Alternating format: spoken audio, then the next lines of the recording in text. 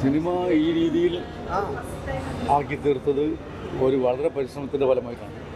വളരെ ചെറിയൊരു ബഡ്ജറ്റിൽ നല്ലൊരു ഫീൽ ഉണ്ടാക്കുന്നൊരു സിനിമ ചെയ്തു എന്നുള്ളത്. ചെറിയ ബഡ്ജറ്റ് നല്ലൊരു ഫീൽ ഉണ്ടാക്കി. പിന്നെ അവരുടെ പിന്നണിയിൽ പ്രവർത്തിച്ചവരൊക്കെ നല്ല സാഹചര്യം പറ്റും. പിന്നെ കുറേ അധികം യുവാക്കളാണ് ഇതിൻ്റെ പിന്നിൽ ആദ്യം.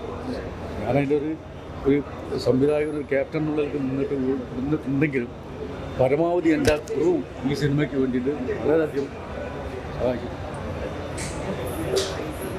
ഇത് പ്രത്യേകിച്ച് എടുത്തു പറയേണ്ട ഒരു ഘടകം ബാക്ക്ഗ്രൗണ്ട് സ്കോർ വളരെ കേട്ടായിരിക്കും ചെയ്ത് ശ്രീജിത്താണ്. ആ 2 പാട്ടുകളും അയാൾ തന്നെ ചെയ്തു. പിന്നെ സിനിമാറ്റോഗ്രാഫി അദ്ദേഹം ഇവിടെ വന്നിട്ടില്ല. പിന്നെ അഷ്റഫ് പാലാഴി അദ്ദേഹം തന്നെയാണ് ഇത് എഡിറ്റും ചെയ്തത്.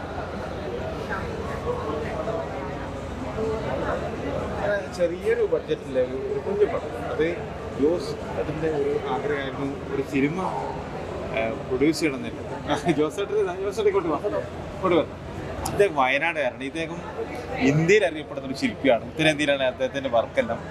ശില്പങ്ങൾ ഒരുപാട് ചെയ്തിട്ടുണ്ട്. അപ്പം വർക്ക് മുഴുവൻ അദ്ദേഹത്തിൻ്റെ ഒരു ആഗ്രഹമാണ് ഒരു സിനിമ ചെയ്യണം. അപ്പം അങ്ങനെ സിനിമ ചെയ്യാൻ വേണ്ടിയാണ് ഇങ്ങനെ ആലോചിച്ച് ഈ സംവിധായകനും ഈ നിർമ്മാതാവും ഒരു ദിവസം എന്നെ വിളിക്കുന്നുണ്ട്. ഞാൻ എപ്പോഴും ചെറിയ കുഞ്ഞു വേഷങ്ങൾ ചെയ്തു പോകുന്ന ഒരാളാണ്.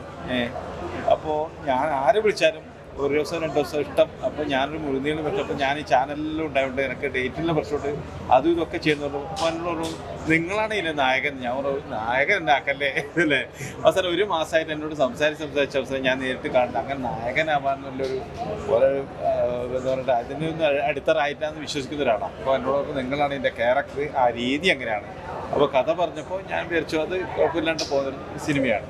അങ്ങനെയാണ് ഇതിലേക്ക് ഒരു പ്രധാന വേഷം ചെയ്ത്. അപ്പോൾ വളരെ ചുരുങ്ങിയ ദിവസങ്ങൾ കൊണ്ട്, വളരെ ചുരുങ്ങിയ ബഡ്ജറ്റ് കൊണ്ട് വളരെ രസകരമായിട്ട് ഒരുപാട് കഴിവുള്ള ആർട്ടിസ്റ്റാണ് അതിൽ പങ്കെടുത്തത്. ഒരുപാട് പക്ഷേ നമ്മൾ ഒരു ആദ്യമായിട്ട് രംഗത്ത് വന്നവരുണ്ട്, രംഗത്തില്ലവരുണ്ട്. അപ്പോൾ അങ്ങനെ ഒരു കുഞ്ഞു പടം രസകരമായിട്ട് അവതരിപ്പിച്ചു എന്നാണ് വിശ്വസിക്കുന്നത്. പിന്നെ പ്രേക്ഷകരാണ് തീരുമാനിക്കുന്നത്. ഞാൻ നല്ല പടം എന്ന് പറഞ്ഞു, നല്ല ഗംഭീരാണെന്ന് ഒന്നും പറയാനാളല്ല. അവർ കാണുക, അവർ ഇഷ്ടപ്പെടുക എന്നുള്ളത് തന്നെയാണ്. എന്തായാലും പറയാനില്ല. അപ്പോൾ കാര്യങ്ങളൊക്കെ കുഴപ്പമില്ലാണ്ട് പോയി. പടം തിയേറ്ററിൽ എത്തിച്ചു എന്നുള്ളതാണ്. അങ്ങനെയുണ്ടല്ലോ, നമ്മൾ ചെറിയ പടം ചെയ്ത് അത് തിയേറ്ററിൽ എത്തിക്കാൻ പറ്റി എന്നുള്ള സംവിധായകനും അണിയറിലും അണിയറിലൊക്കെ പ്രവർത്തിക്കുന്നവർ വളരെ ഊർജ്ജസ്വലരാണ്. അവർ വയനാടിൻ്റെ പശ്ചാത്തലമാക്കി ചെയ്ത സിനിമയാണ് പുഷ്പാങ്കദൻ്റെ 1 വർഷം.